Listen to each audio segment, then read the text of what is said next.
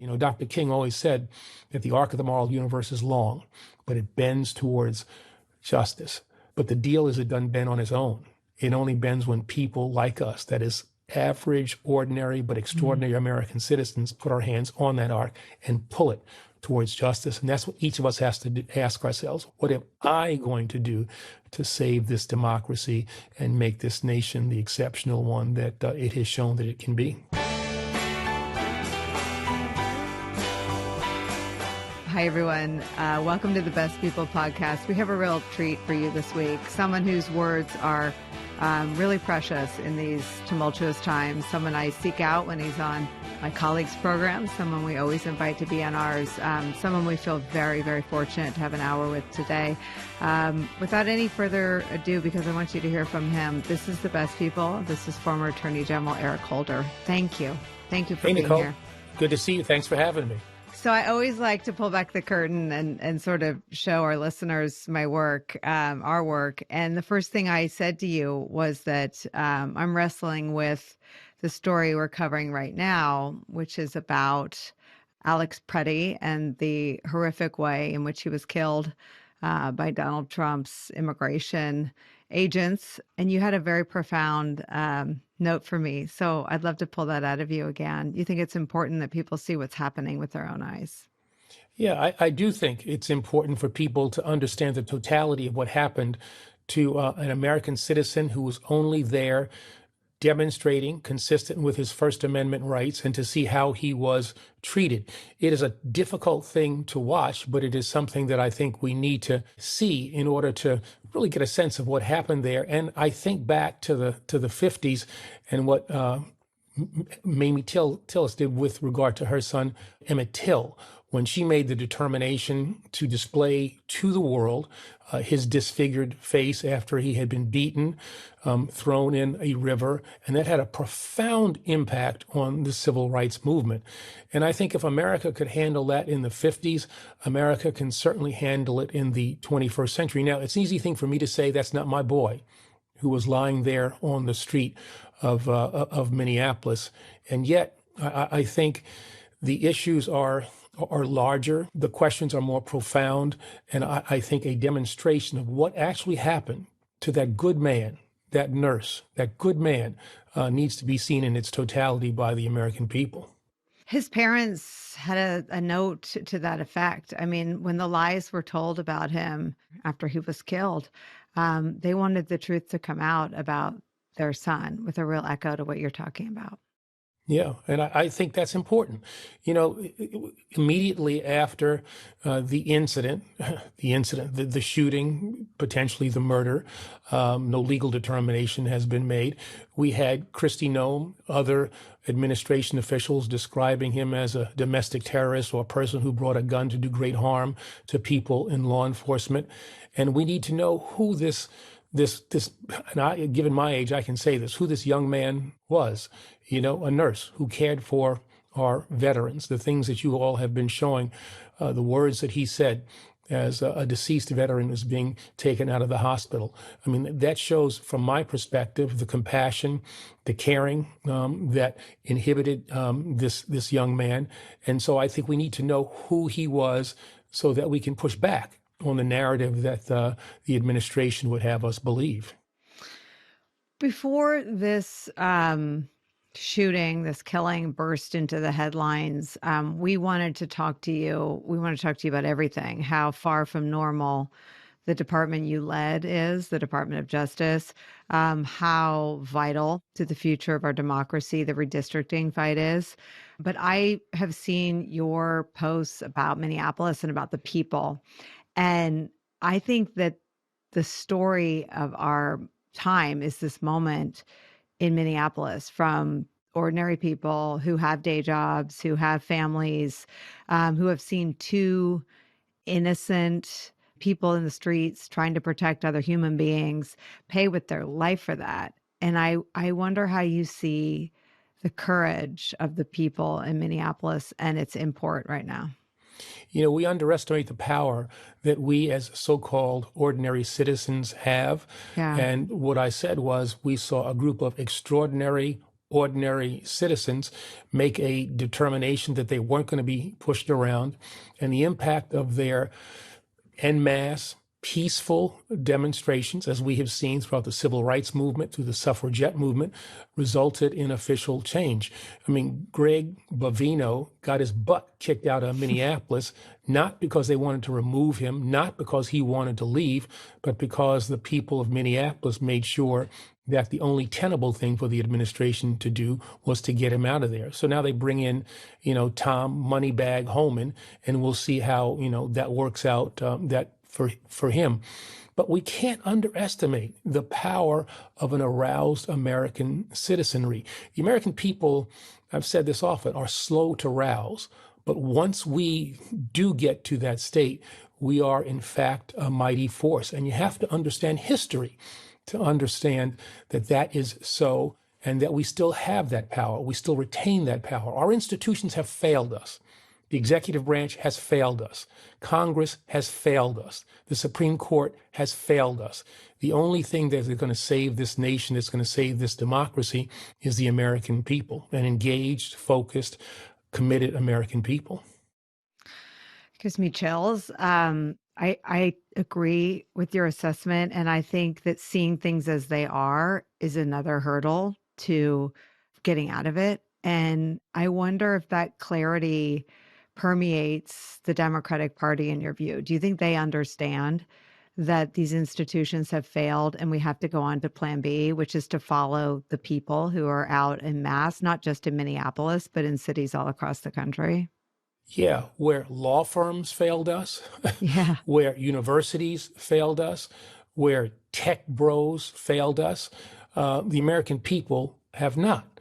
Yeah. What we see in Minneapolis is in some ways the most profound demonstration of that, but we have seen demonstrations of people getting together all around this country, everything from the No Kings March to things that come up in a more spontaneous way. And so I think that the Democratic Party needs to understand that there is, even just from a political sense, there's a well of support to tap into. But beyond that, and more important than that, if we're going to save this democracy, Democrats have to be not an opposition party in normal times, but a defender of democracy. And that's what this is all about. I'm not being hyperbolic. I'm not being alarmist. But unchecked, this administration, when it leaves in 2029, and I'll make that assumption, could have changed in a profound way the nature of the American experiment. And we can't allow that to happen.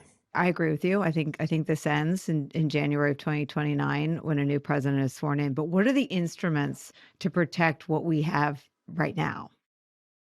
Well, the floor is to vote, but that's not the ceiling. I think it involves or requires civic engagement on the part of the American people. And I think what we have to do is, again, learn from our history. It means getting out there. And, well, if you can't march, and I think you should try to find ways to do that, supporting candidates, becoming engaged with political campaigns, working with organizations that are doing things to try to save our democracy, the League of Women Voters. I mean, there's a whole range of organizations that are looking for support. If you are issue-oriented, work with those people. But somehow, some way, get engaged. Now, it won't be an easy thing.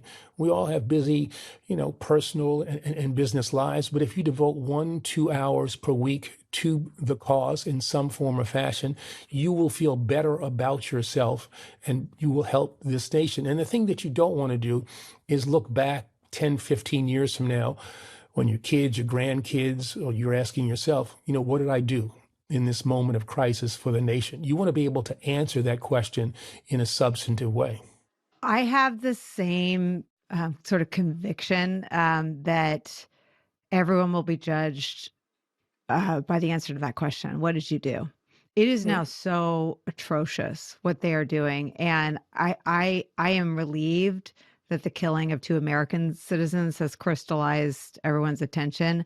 But I'm equally horrified and in some ways more afraid for the human beings that they have behind closed doors, that they have in detention, that they have shackled and flown off. And I wonder if you are confident that we will, at a point in time, understand what we've done to human beings in the name of Donald Trump's mass deportation policy. I worry that we will not know the full dimensions of it in the same way that we have never totally come to grips with or understood the totality of their family separation policy. Mhm. We came up with a number of kids who got separated from their parents. Not all have been reunited. The number that I think that we use is, I think, an estimate.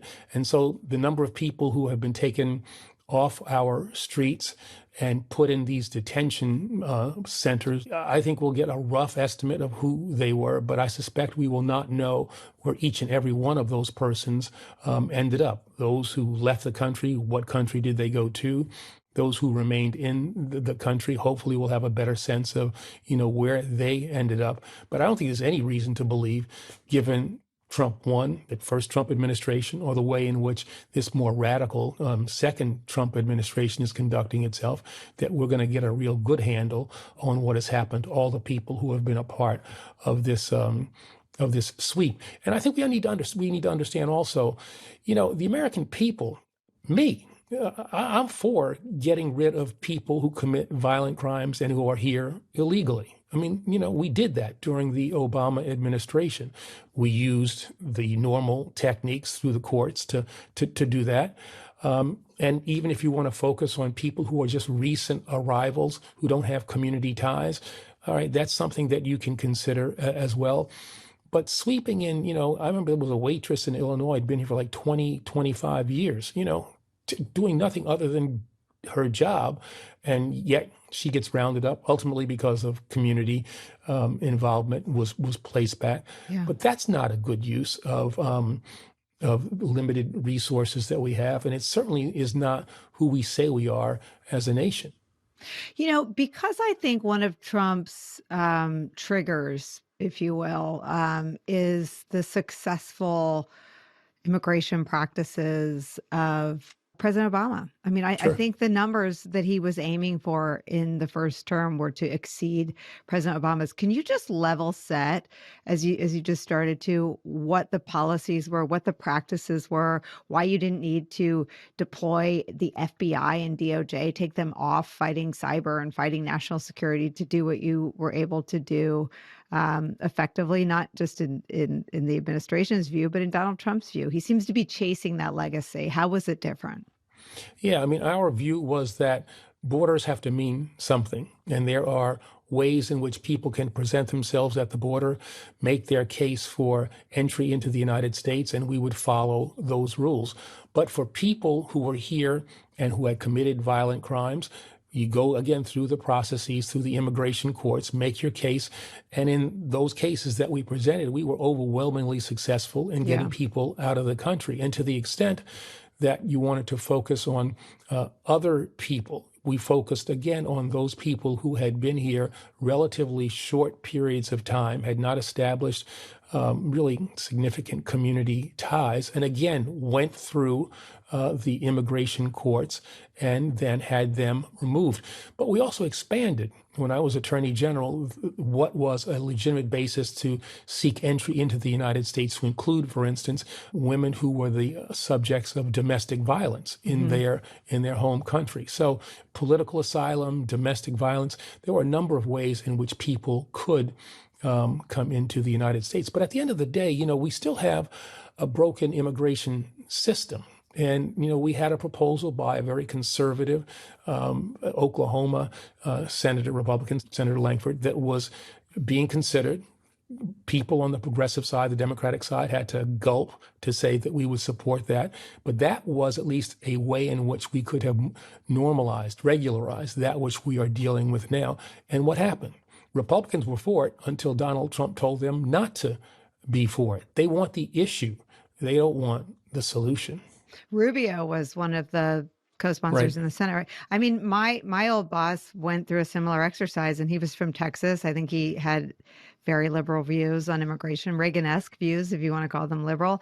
And he had partners in the Senate in Ted Kennedy and John McCain, but his own party torpedoed it during his presidency as well. Do you think that immigration can be solved absent solving what has been a steady decades long attempt to dehumanize people on the right? It's interesting. I actually think that the excesses that we are seeing now make it a little more likely Mm. with a Democratic Congress, a Democratic president, make it a little more likely that we can get to that desired place. I think we've all been appalled by what it is that we have seen, Mhm. not only in Minneapolis, but to see, the breaking of car windows, the shoving of people down on the street. That little 5-year-old with the little blue hat with the little white things Bunnies, hanging off. Liam, I mean, yeah. that breaks your heart. And those are the kinds of images that I think will stick with people. And I think will have a political resonance for people on the Republican side of the aisle. Doesn't mean that you get the majority of those folks on the Republican side, although maybe you do, but you get a sufficient number of them such that you can come up with a way in which we finally come to grips with our so-called immigration problem. And I think it's interesting. You talked about, your former boss, good man. I mean, you talk about Ronald Reagan as taking kind of liberal positions. I think that they were taking American positions. This is Mhm. a nation built on immigrants. And unless you are a descendant of the native people, you are of immigrant stock. If your folks came over here on the damn Mayflower, guess what? That makes you an immigrant. The only question is, when did your people get here? And in my case, how did your people get here? But we're all immigrants except for, Native Americans, the indigenous people. But I think the mask is off, right? It isn't about immigration. It's about race. And Right. Donald Trump in some ways lets us point to the things he's saying and doing to prove that that's the case. Yeah, race is still the unsolved problem in this nation. We've never come to grips with the original sin in the United States, slavery. Its little brother, segregation, and the impact that it had then, its continuing impact now. And you look at Donald Trump's history around who he would rent to in his buildings when he was a landlord in New York, what he said about the exonerated Central Park Five when he wanted to execute them. He's got some racial issues. And many of the people who surround him have racial issues. I'm always reluctant to call people racists, but I think there's a negative race consciousness that these folks have that infects the policies that they make. And they're clear about it. We don't want people from certain countries who happen to be brown or darker skinned coming into the country, and yet we'll open our borders to white Afrikaners. I mean, I suspect if you want to come in from Norway or Sweden or Finland, you probably walk in the door and you'd be just fine. To have a legitimate reason to try to get to this country, and yet you're from, I don't know, someplace in Africa, someplace in South America, someplace in Asia, you face a whole set of hurdles that a person who is white does not. His effort to erase the history, the actual factual history, feels like um, this attempt to move the country backward. And he's put this chill, I think, in corporate America, which has illustrated its cowardice or its calculation. Again, I don't know what their motivating force is, but they've capitulated on DEI programs that had made great strides. But the erasure of history is something that is very much ongoing. How do you envision just the level set on reinstating the things he sought to erase structurally, whether it's knocking down the East Room, historically and factually? How do you get that back? Yeah, I mean, I think it'll take a concerted effort. I think, there's going to be a lot of damage done, and we have to Yeah, steel ourselves for that yeah. between now and 2029. And then the question becomes, what is it that we do? And when people talk about rebuilding, I think that's not a great term. I think we need to be thinking about reimagining Yeah, and to come up with ways in which we make better the system than yeah. certainly we get left with, but even better than the one that Donald Trump inherited. And so it's going to mean making people focus on issues that are painful to confront. Race may be chief among them. I gave a speech back in, I guess, 2015 when I was first Attorney General, and I said this was America was, when it came to race, a nation of cowards. And what I meant by that is that we are afraid. Well, the African American side, Hispanic side, the white side, we're afraid, for whatever reason, reluctant to confront issues of race. And if we want to make real racial progress, we have to be prepared to ask ourselves some difficult questions and face some hard truths. The erasure that these folks are engaged in means you just sweep to the side questions, issues that ultimately we're going to have to deal with. People got to remember, this is a nation that by, I think, 2043 now, where whites will be a numeric minority in this country. Our diversity can be a strength for this nation, make us better, stronger than more homogenous nations, or it can be something that is used as a political tool to divide us. And it's clear what this administration has decided to do. I'm hoping that a successor administration, Republican or Democrat, will look to the ways in which we strengthen our nation and embrace not only our heritage, but also our reality. Yeah, the facts. I wonder too. I mean, you look at how he's historically unpopular. Donald Trump is right now more unpopular than he was during COVID, and Think about that, folks. right. I Think mean, about that one, okay? yeah. What does it say? I think it means that, it's funny. When I was coming down here, I was thinking to myself, what are all the things, what are all the reasons why this guy's having such problems? And I thought, all right, look, Justice Department, weaponization, HHS, we are less healthy, measles, measles outbreaks, trying to somehow denigrate the use of vaccines, DHS, citizen violence, NATO, the destruction of that which has kept the nation secure and led to unparalleled prosperity over the last 80 years. The economy, tariffs, the impact there, the wholesale corruption.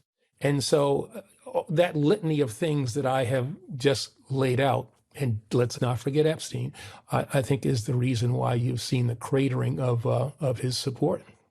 Let's go through them one by one. You ticked off my whole list of things I wanted to ask you about. You ran the department that in my view comes the closest to explaining a lot of the cowardice, right? So Trump has taken over the Department of Justice.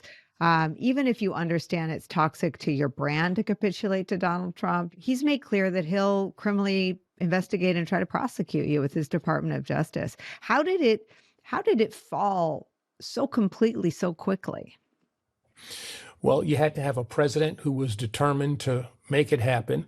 And then you had to have a bunch of people who were spineless, not committed to the rule of law, give in to that which the president said. When I was attorney general, you get to put up 4 portraits of your predecessors. And one of the people I had up there in my conference room was Elliot Richardson. And he was there to remind me that if I got an order from the White House that I couldn't agree with, either I would say I wouldn't do it, and maybe I get fired, or I would resign. And that's the kind of view that an attorney general has to have about the job that he or she has. And that is not the case with regard to Pam Bondi, to Todd Blanche. They are simply people who are surrogates for the president. I mean, you might as well call Donald Trump, the president and the attorney general, because that is in fact the reality, and that distinction, that notion that you keep the Justice Department separate from the White House is not something that was unique to the Obama administration, not something unique to a Democratic administration. You saw that as well with regard to Republican AGs, Republican presidents as well. And the only time the Justice Department and attorneys general got into trouble when that line got blurred. One quick example. I made the determination that we weren't going to support the Defense of Marriage Act. Consequential decision, could have political ramifications, but I thought that was something that should be decided in the White House. President Obama didn't know about that determination, and I didn't tell him about the decision that I had made until I was at a Super Bowl party at the White House. I guess we went to announce it on Tuesday. This was the Sunday before. And he said to me, boy, I'm really glad that that's what you decided, because that's where I wanted us to be. But I didn't think it was appropriate for me to share with you what my views were. Now, that I think shows a healthy relationship between a White House and a Justice Department, one that clearly does not exist between the so-called Justice Department that we have now and the White House. Well, it's an interesting example because it shows how far from anything normal, or you use the word regular, we are. I mean, right? Like you were friends also. And but the function of your job had nothing to do with checking in with the White House. And I think the inversion is helpful. It's not just that they defer to him, it's that he runs them and they allow him to. We're talking about what the next 3 years portend. They've already in year one tried to indict and prosecute Jim Comey. They've gone before a grand jury 3 or 4 times for Tish James. Are you afraid? I mean, are you afraid they'll try to manufacture something against you or your former colleagues? Sure. Anybody who is a critic of this administration has to think in the front of his or her mind, the back of his or her mind, that they're going to look at something, some part of your life, and somehow construct out of whole cloth a case against you. But that can't stop you. That can't stop Yeah. you because, as Jim Comey said, he had great faith in the system. I've got great faith in the people of this country, whether they serve on grand juries, whether they serve on trial juries, such that, if they come at me, well, I'll get through it. I mean, I haven't done anything wrong. And what are they going to, it's like when they were going to try to investigate the mayor of Minneapolis and the governor of Minnesota. And I said, well, what's the charge? Felony disagreement? Right. I mean, what are you going to charge them with? The threat of it is, I think, the thing that they really rely on more to try to get people to cower, to capitulate, and to accept that which is imposed upon them. And we got to push through that. I mean, this country took on the mightiest empire in the world to establish the United States of America. And there were times, I'm sure, when our forefathers thought, can we really pull this off? As Dr. King really thought, can I really pull this off, rip down a system of American apartheid? The same strength that they showed, in pushing through their doubts is that which we have to exhibit and embrace in our time.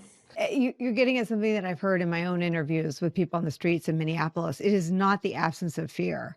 It's what is the alternative, right? You called it an arousal, but do you feel like this people seem to have to get over this reality that they're not going to be unafraid because of the reasons we're talking about. Trump has shown he's willing to fabricate a case and use the extraordinary powers of the Department of Justice to investigate and try to prosecute you.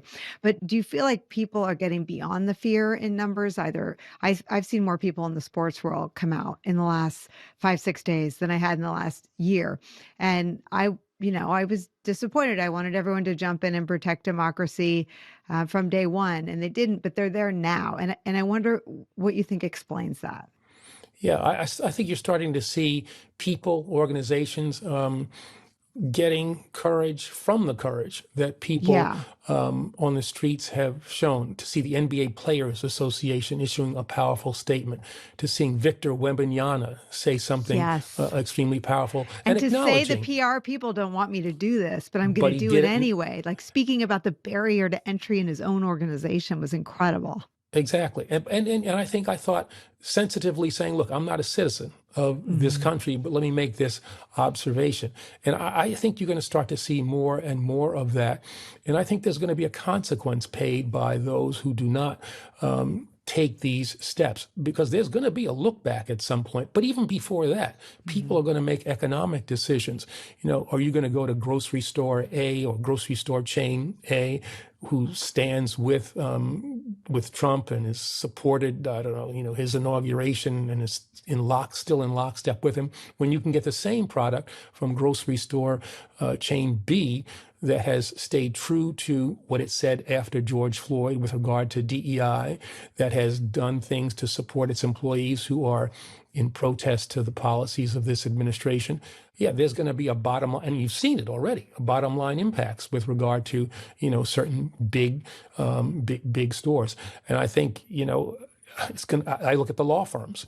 Yeah. Let's talk about the law firms. What is the deal? Why do they go down? This is on page 1 of On Tyranny. Tim Snyder, the first page is about obeying in advance.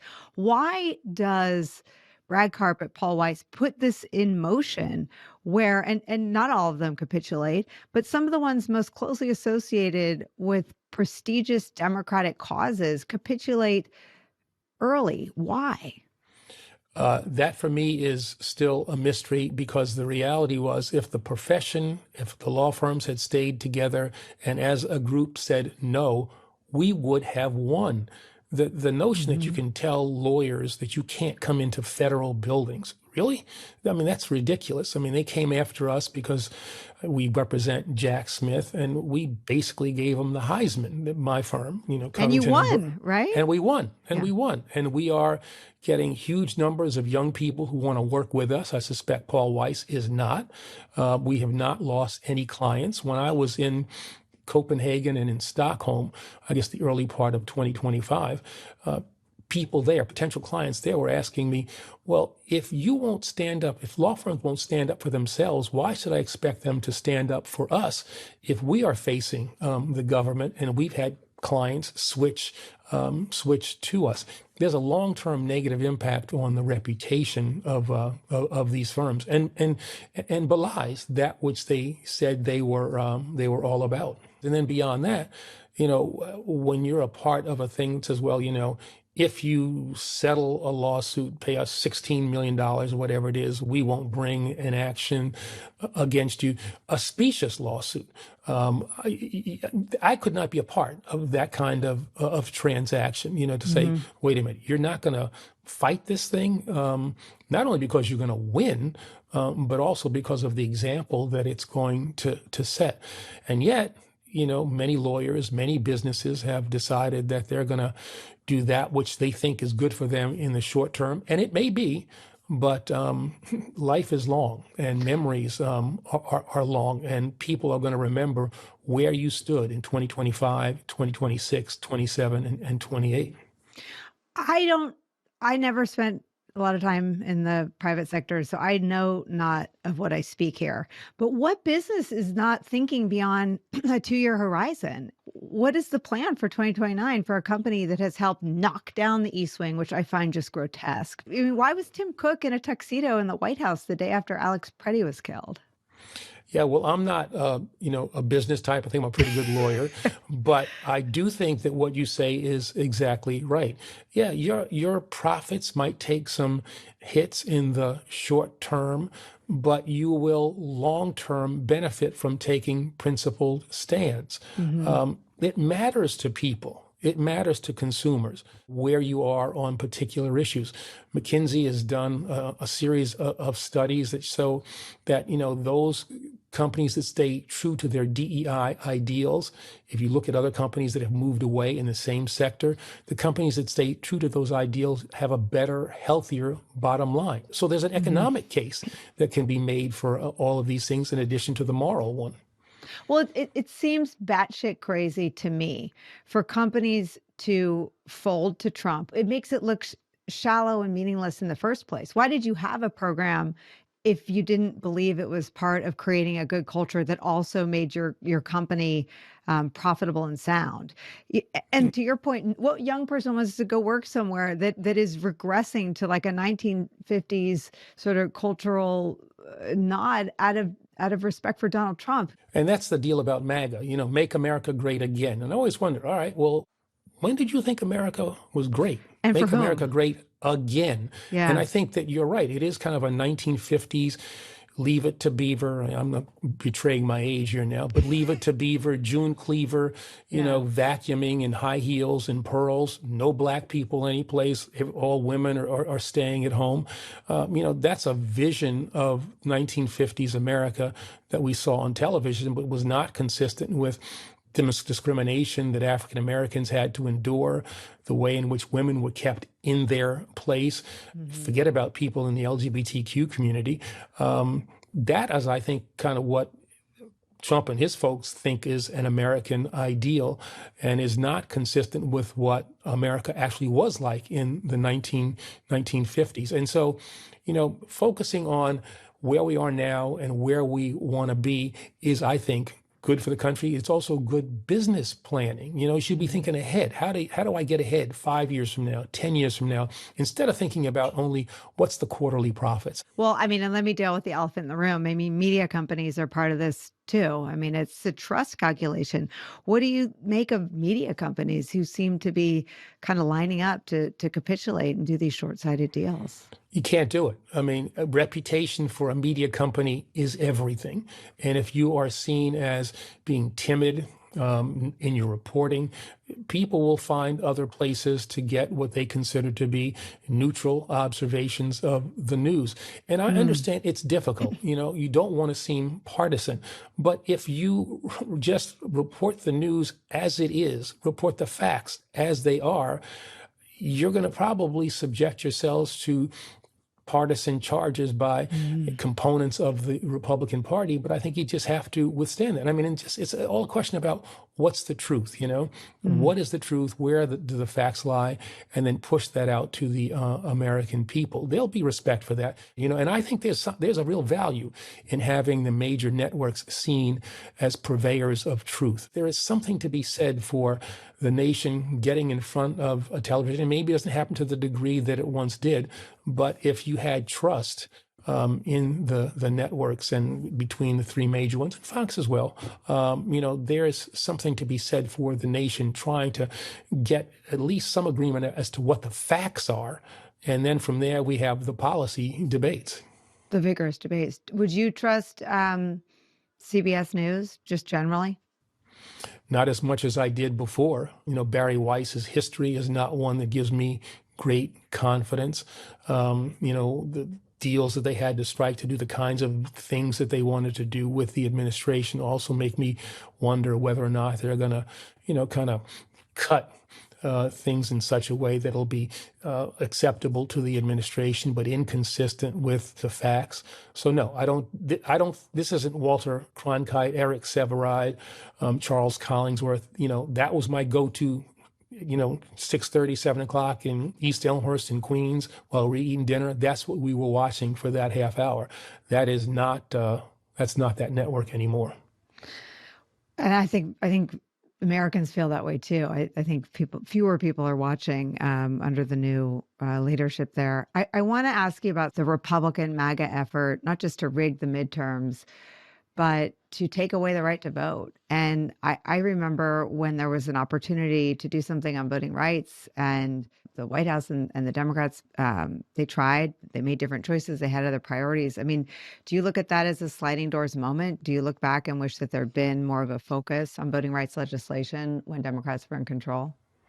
Yeah, Democrats blew it. You Yeah. know, we had trifecta control. We had the White House, both houses of Congress, and we could have passed legislation, the John Lewis Voting Rights Advancement Mhm. Act, Yeah. another bill, and another bill that would have dealt with almost all the issues that we're dealing with now. This mid-cycle redistricting would not have been allowed, and the Mhm. reality is that. Certain senators did not want to have a carve out from the filibuster. Nancy Pelosi very adroitly got the bills through the House, but we couldn't get, let's call it as it is, couldn't get Senators Sinema and Manchin to agree to a carve out of the filibuster that would have allowed for the passage of those bills. If there is a Democratic trifecta in 2029, this should be, as Nancy Pelosi made it, H.R. 1. We Mhm. have to fix our system. We have to put in place things that would ban partisan gerrymandering, put in place mechanisms that would ensure that the lines that are drawn after the next census are done in a way that's fair. Don't favor Democrats. Don't favor Republicans, simply are drawn in a fair way so that the people choose who their elected representatives are, as opposed to politicians choosing who their voters are. That's something I've been working on through the National Democratic Redistricting Committee. But there are lots of people, I think, now focusing on this issue as a result of what President Trump did with Texas. You know, I've been trying to raise people's consciousness about the negative impacts of gerrymandering, and he has raised this issue in a way that I was incapable of doing. And now people are focused on this issue. We have a Supreme Court case coming up dealing with the Voting Rights Act and Section 2, and whether Mhm. or not that remaining piece of the Voting Rights Act will continue to be a viable thing, that those of us who are trying to protect voting rights will still have that to use as a tool. There's a lot in our democratic infrastructure that I think is at risk and that has to be strengthened. And if Democrats, as I said, have trifecta control come 2029, this has got to be a priority. I think that for people who've been watching the Republicans or who are ex-Republicans, it was almost like the kid in The Sixth Sense, right? You're dead, you just don't know it. And it's a hard issue. If you haven't worked on campaigns or you haven't been in government, it's hard to understand what the Republicans were doing and how sinister it was. But if you could just sort of talk about how they weaponized the big lie about even people that we held up as heroically refusing to kowtow to Trump's lie that he somehow won 2020. I mean, Georgia puts in place the first voter suppression law predicated on the big lie that they fought. And then they back and sign legislation predicated on the lie that there was fraud in Georgia. Yeah, I mean, they put in place all of these measures designed to stop voter fraud when in fact, voter fraud in any consequential way simply does not exist. The state systems that run our elections do so pretty damn well, whether they are Republicans or Democrats, independents, regular citizens, volunteering their time. There is simply not the voter fraud there that allows them to put in place a whole range of things from, photo ID, I don't think is necessary. No, voter ID, I think that's fine, but not photo ID. Mhm. That's not necessarily And a good explain thing. why, right? Because that's a barrier to people that don't drive or don't need, Right. right? I mean, Right. Or in Texas, if you didn't have a driver's license, well, you could go get photo ID, but you had to pay $22 to get yeah, it. And as I said, well, wait, that's a poll tax. I mean, you got to right. pay money to vote. Well, that's not the way we're supposed to do this. And so you also have, the purging of voter rolls, again, because supposedly they're filled with dead people. Doesn't show that to be true. The Shelby County versus Holder decision, unfortunately has my name on it, from 2013, took away from the Justice Department's ability to pre-clear changes that certain states that were covered by the act would try to put in place. Closing polling places, I mean, if you look at the election, this was in 2020, and you look at Atlanta from, I guess, 5 o'clock on. If you were in a white part of Atlanta, it took you about 7 minutes to vote. If you were in a black part of Atlanta, it took you about 2-3 hours to vote. And that's only because of the way in which the polling places were located, which ones were closed, and all of that stuff was allowed. I've seen now that North Carolina, they're trying to close a polling place at the largest HBCU in North Carolina A&T, something we fought for before, and I guess we'll have to fight for again. I mean, this is basically un-American. Let's make voting easier. And if you make it easier, it's not going to make it any less reputable. And let's have as many people be engaged in the process and have a government that reflects the will of the American people, as opposed to a government that represents the special interests. It's all upside down and backwards. And the only person who tried to steal an election or cheat an election was Donald Trump. I mean, I found the testimony of Jack Smith almost tragic in that there was such a high bar for whatever reason. Merrick Garland didn't seem moved by what happened on television. There seemed to be a lot of hand wringing and reluctance. I don't know if you share that assessment. Well, I've known Merrick for a bunch of years. He's a good man. I don't know all that went on in the Justice Department and how they were, considering things, but I'd like to think if I were there, that I would have pushed as hard as I possibly could have. I think once Jack Smith was appointed, you saw the department moving at a pace that it had not done before. And so maybe Jack Smith himself or somebody like Jack Smith should have been appointed before. The notion that you could look at the January 6th, insurrection and try to think of it as an ordinary criminal case and you work from the bottom up to the top. That, for me, was clearly not the case. You had to bifurcate that. What happened to the folks on January the 6th? And then what about the people who were behind what happened on January the 6th? So, history it'll take some time, 5-10 years, we'll look back and get a better sense of what happened within DOJ. But at the end of the day, it's also interesting for all the criticism that Merrick has gotten, some of which I think, is unwarranted, given what the Supreme Court said about with regard to the presidential immunity. Yeah. It is not at all clear to me that if they moved any faster, that we'd be in a different place. Because Trump would have been able to claim they were official acts, and that was a sweeping enough decision, the immunity decision. Right. Yeah. The indictments would have come. They would have appealed them to the Supreme Court, and maybe on the shadow docket or in some other way, the court would have said that these are not valid indictments, and they would have been dismissed. Merrick Garland is a good man. I think that's beyond dispute. And anyone that looks at the sweep of his career can agree with that. I don't think that's a controversial or partisan statement, but he wasn't the right person for the moment. Robert Mueller, I worked with him, and his integrity, I think, is beyond dispute. But both Mueller and Merrick Garland seemed outmatched by the moment, by the ferocity of the MAGA movement's lies and gaslighting and projection. We were just talking about voting rights. The people threatening the right to vote are holding all the levers of power. And I wonder your thoughts on sort of the limitations of the past ways of doing things, even for good men and women with integrity. Yeah, I mean, I think that we need people in these positions of power, come 2029, who have some edges, some sharp edges to them, and who It's are a good way to put it. Yeah. who are unafraid to push back. I think for too long, Democrats and progressives have been uncomfortable with the acquisition and use of power. And I think we got to get over that. Doesn't mean that you get power and then use it inappropriately, but if you have power, you've got to use it in ways that will benefit the American people. Roosevelt was unafraid of acquiring and using power. Johnson, unafraid of acquiring and using power. And I think that's what Democrats have got to get back to. There's a process. You put out your positions, you try to support them as best you can, listen to the other side.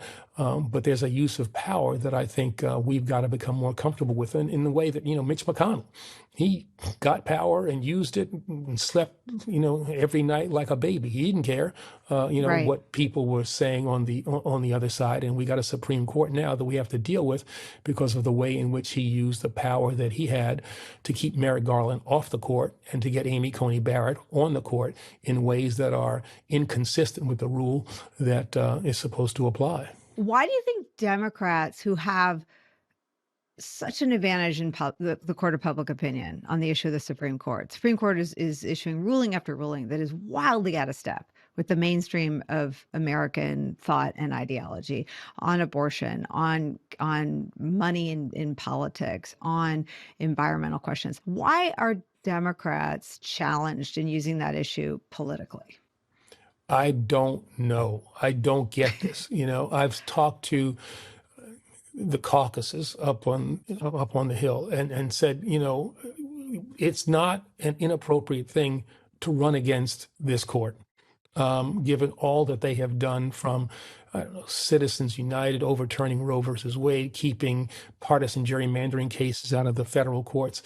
There's a whole range of things that they have done to our democracy, the immunity decision for the president. So, yeah, you run against the court. You run for what it has done.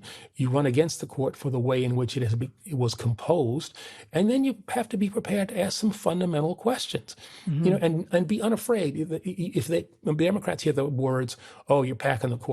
Whoa, oh, can't do that. Yeah. Well, Mitch McConnell packed the court. And so, you think about what and I promised Donald Trump would if the tables were turned. If he got there and the court was a liberal majority, we would be talking about it in the past tense. The court was packed. And I mean, I understand, we are traditionalists and we are kind of rule followers. But that doesn't mean, again, with the acquisition and use of power, that we don't put in place institutions that are going to work for us in the 21st century. The last time that the court was expanded, it was to make sure that there was one justice for each federal circuit. If you did that now, you would have 13 justices. You wouldn't have 9. So that's at least one marker. Again, look at what happened with Amy Coney Barrett and what happened with Merrick Garland. That's another place in which you could say, oh, that's 2 justices. And so asking those kinds of questions, putting in place an ethics code, having Congress, which has the ability to overrule Supreme Court decisions that are not deemed constitutional in nature, use that power. And don't be reluctant. We kind of place the Supreme Court in a special place, and it deserves, some degree. It has to be removed from politics. But they're not the oracles at Delphi. The gods are not speaking to them and telling them what the truths are. They are regular men and women who get gut checks that say United States government on them, just like I did when I was a GS-14 young lawyer at the Justice Department. They're fallible. Well, and it doesn't, I mean, I think the thing, and I feel this way about ICE, I feel this way about the Supreme Court, they are not served by operating with impunity. The No. Supreme Court would be more popular if there was more scrutiny of them. The Supreme Court would benefit from an ethics code. We would benefit. The whole upside down and backward nature of all the people who want to operate with impunity, having impunity, and then being historically unpopular because of it or with it or as a result, feels like one of these break glass moments for civic society. No, I think that's right. The last thing that we need is to have our Supreme Court, federal court system more broadly to be seen as political in nature. But I think, we have to draw a distinction between the district courts and the federal courts of appeals who have actually done a pretty good job. Yeah. Whether they are Republicans, Democrats, Trump appointees or not, pretty good job. I will disagree with some. Eileen Cannon, she's just to forget about her. But the Supreme Court has done things that you really have to kind of scratch your head. And I don't think they're necessarily partisan in nature as much as they are ideological in nature. They're not following precedent and principle. They're following the other P, which is personnel. We've got the power now to do those things which have been fever dreams for people on that part of the ideological spectrum for years. And you see that time after time after time. And the overruling of precedents you have to take into account that people order their lives on the basis of that which they think the law exists. Chief example of that being, Roe versus Wade. People made decisions on women made decisions on how they're going to conduct their lives with that thought as to how our society was ordered. And then suddenly, boom, it was gone. And now we have a bifurcated nation in which you do have reproductive rights for women in some states and not many reproductive rights for women in other states. And the criminalizing of healthcare providers. My last question is about your scenario, your sort of not best case scenario, but in your view, most likely scenario for the way out of this. I think it's going to take a series of defeats and shattering defeats, perhaps, of Republicans, for them to get away from MAGA and from the Trump echoes. I think if the election is fair in 26, the midterms, and that's a big if, because we have to deal with the mid-cycle gerrymandering, we have to deal with voter suppression, we have to deal with potentially the deployment of American troops in areas that could have an impact on the turnout in certain Democratic areas. But if we have a fair election in 26, I think you're going to see the start of that comeback. And then I think you have to see what happens in 28, both with regard to the presidency as well as federal elections. But importantly, what happens in the states. Too often we get all really focused on who's running for president, as we should, and we don't pay as much attention to who are state legislators, who is serving at the local level. And I think you're starting to see, with the work that we tried to do and with our allies, an unwinding of a lot of these gerrymanders, and we'll have more fair elections. And I actually think that we're going to be okay come 2029. But between now and then, there's going to be a lot of damage done. There's going to be a lot of fighting that needs to be done to protect and to try to minimize the destruction that we're going to have to endure. Dr. King always said that the arc of the moral universe is long, but it bends towards justice. But the deal is it doesn't bend on its own. It only bends when people like us, that is average, ordinary, but extraordinary American citizens, put our hands on that arc and pull it towards justice. And that's what each of us has to ask ourselves. What am I going to do? What am I going to do to save this democracy and make this nation the exceptional one that it has shown that it can be? It's an honor. I had another 3 hours in me of questions for you. I hope you'll come back and do this again. Sure, anytime. Okay. Thank you so much. Thank you so much for your time today. Thank you. It's a privilege.